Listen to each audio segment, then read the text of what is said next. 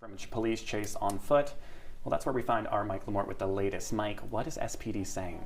Hey Luke, as you can see, it's still an active crime scene where police tape is currently blocking off access to these streets to local residents. And while crimes like rape and homicide are on the rise right here in the 315, the Syracuse Police Department says calls coming in to report these crimes are on the decline.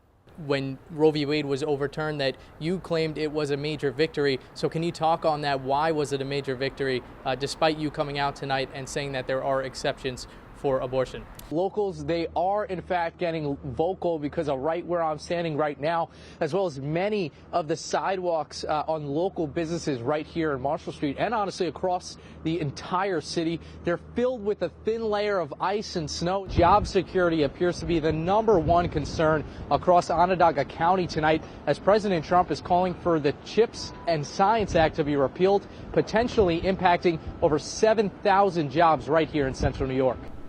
And coming up, my paisan, Sebastian Maniscalco, is coming to Syracuse. Is it going to be good weather for Sunday sauce? Coming up after the break. 35 degrees at 4 a.m. You might be asking, Mike, why 4 a.m.? Well, that's the time that an Italian father wakes you up to go do yard work around the house. I'm right here with Stitch. Stitch is an awesome shelter dog. He's so friendly. He's been here since August. Locals today raising concerns after reports of increased homicide and rape crimes throughout the city. I don't feel safe. I always go out with someone if I'm going out at night. I'm nervous about it. Homicide has increased in the 315 more than 11% this year, with rape increasing nearly 3%. It's always concerning when we start to see trends like that, so we start to identify where these incidents are happening. We'll try to target problem areas that we're seeing. And while crimes like rape and homicide are on the rise right here in the 315, the Syracuse Police Department says calls coming in to report these crimes are on the decline. The amount of phones to service has decreased over 2% from last year, equating to about 1,000 less 911 calls. Well, one Syracuse resident believes it's a result of people just not wanting to wait for the police to show up. The people don't call because they're going to take 2 hours to get there. By that time, you could be dead. But the SPD says the limited number of available officers has caused response times to be based on priority levels. We have priority 1, priority 2, and priority 3 calls. We want to target priority 1 calls first and foremost, so that's like any violent crimes, shootings, stabbings, etc. Still, with the rise in homicide and rape crimes in Syracuse, students and locals are wondering whether they can trust the police when determining priority levels. Do you trust the police? As a whole, no. I think I would call 911 if I had to. But I think there needs to be major changes. I certainly trust them and value them and admire them. I think it's kind of sad, we created this system that's supposed to protect people, but in recent years it's just resulted in a lot of distrust. It's if I call the police, will they actually do anything to help me, or will they just make it worse? A new crime report is expected to be released later this week with updated information. Reporting in Syracuse, Mike Lamorte, NCC News.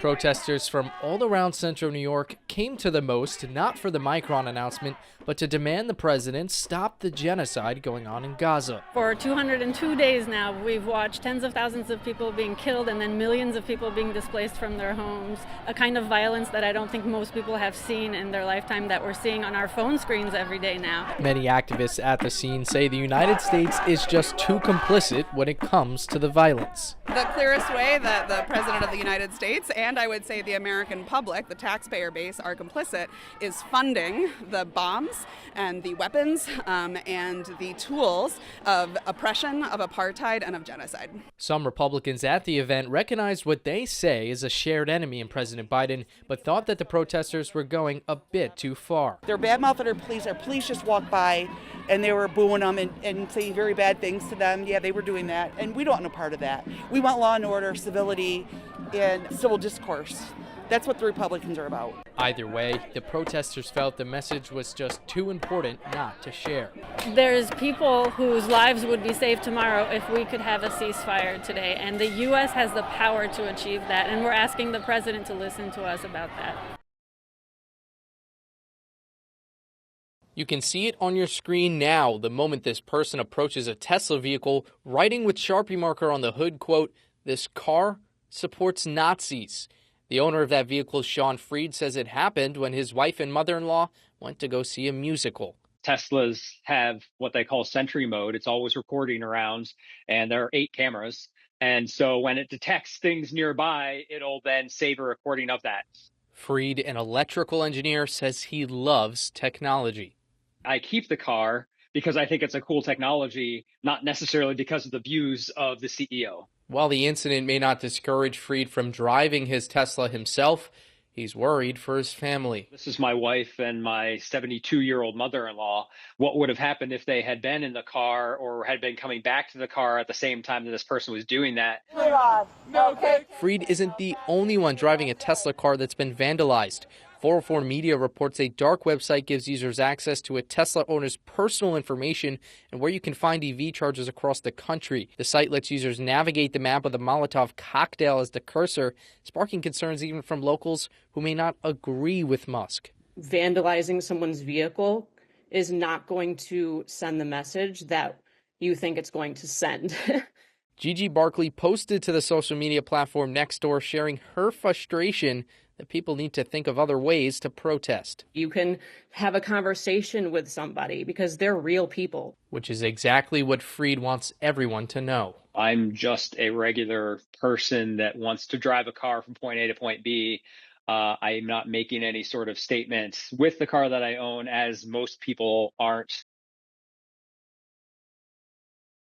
I always knew there was a type of hazing, but I never knew it got that bad. I'm not surprised, honestly, because there's a reputation of that everywhere in any frat. New today, students are reacting to 2 SU fraternities Phi Kappa Psi and Psi Upsilon after being placed on an interim suspension for leaked videos showing alleged hazing. The goal of your pledge class, I know it's to bond to get closer to each other, but that doesn't mean they have to throw up on each other. I just feel like that's disgusting.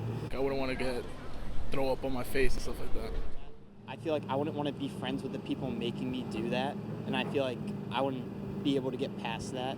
Now, NCC News reached out to both fraternities here at SU, as well as their national chapters, even the Interfraternity Council here at SU, none of which have responded. But Syracuse University got back saying that the investigation is ongoing and there is no comment at this time, other than that both of these fraternities are placed on an interim suspension until a resolution can be met.